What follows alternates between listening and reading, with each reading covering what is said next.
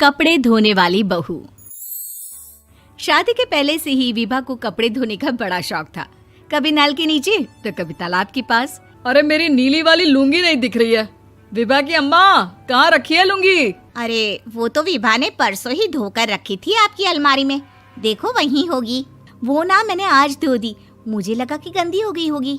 अरे कैसे गंदी हो गई थी? उसे तो मैंने पहना भी नहीं। हे भगवान, इस लड़की के कपड़े धोने की आदत से परेशान हो गया हूँ मैं। जितना तो घर में राशन नहीं आता, उससे कहीं ज्यादा डिटर्जेंट पाउडर का खर्चा है। इसकी शादी करवा दो, शादी जाए अपने घर में ही करे काम, फिर चाहे घर के कपड़े धोने हो या पूरे गांव के।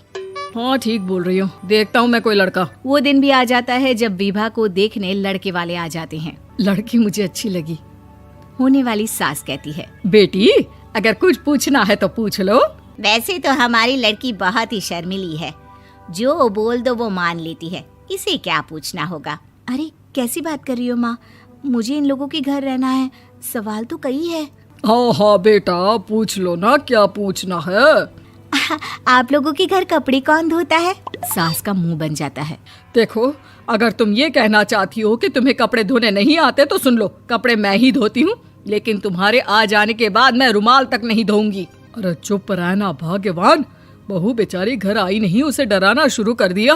वो क्या है ना बिटिया, अभी तक तो ये कल्लू की माँ ही धोती थी, लेकिन अब तुम्हारे पापा तो दहेज में वॉशिंग मशीन देंगे ही। तभी विभा की माँ बोल पड़ती है, सवाल भी पूछा तो क्या। वैसे भाई साहब, मशीन की तो फिर भी कपड़े धोने की कैपेसिटी होती है। मतलब जो बिटिया दे रहे हैं ना विभा, इसे कपड़े धोने का बहुत शौक है। ये आप लोगों के क्या, आस पड़ोस गांव मोहल्ले सबके कपड़े धो दे और उफ तक ना करे। बाहर देखा नहीं आपने कितने कपड़े सूख रहे हैं? सब हमारी बिटिया ने ही तो धोए हैं। बस भी करो ना माँ, शर्म आ रही इतनी तारीफ सुनकर।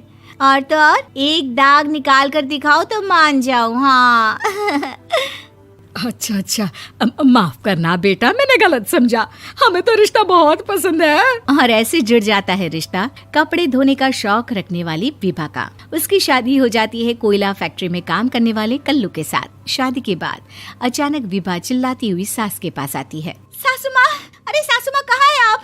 ये तो धोखा है, धोखा दिया आप लोगों ने मुझे। इसे ससुर के चक्कर के बारे में पता चल गया। अरे तो उसमें तुझे क्यों धोखा मिला है? अरे नल में पानी नहीं आता, कपड़े कैसे कब धुलेंगे? अच्छा, तू पानी नहीं आ रहा उसकी बात कर रही है। तो आपने क्या सोचा?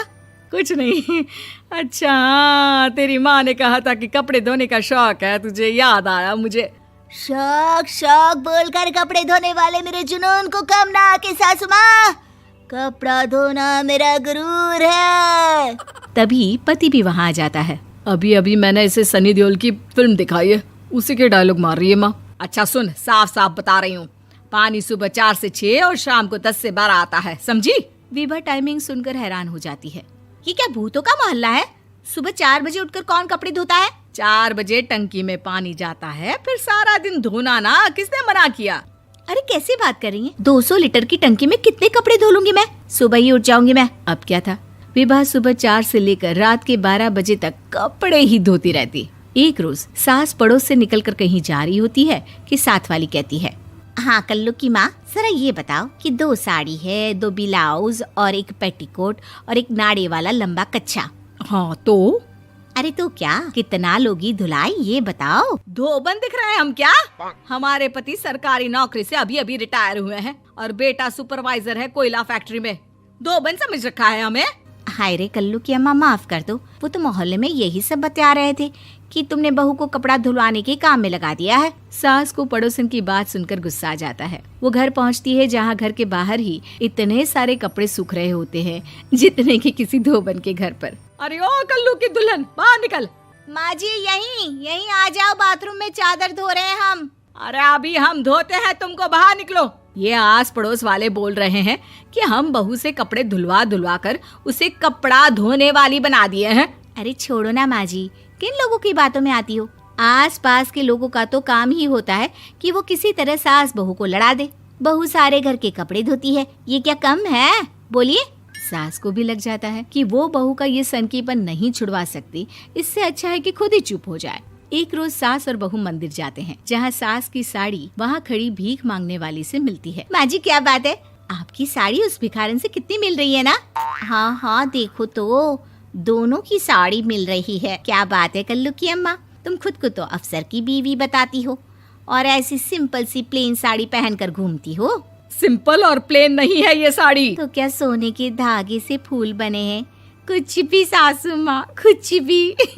हाँ बने थे इस साड़ी में सोने के धागे से फूल। मेरे पति लेकर आए थे मद्रास से स्पेशली मेरे लिए 10,000 की। ताहे भाई साहब इस भिखारन के लिए भी सेम टू सेम साड़ी लेकर आए होंगे 10,000 की।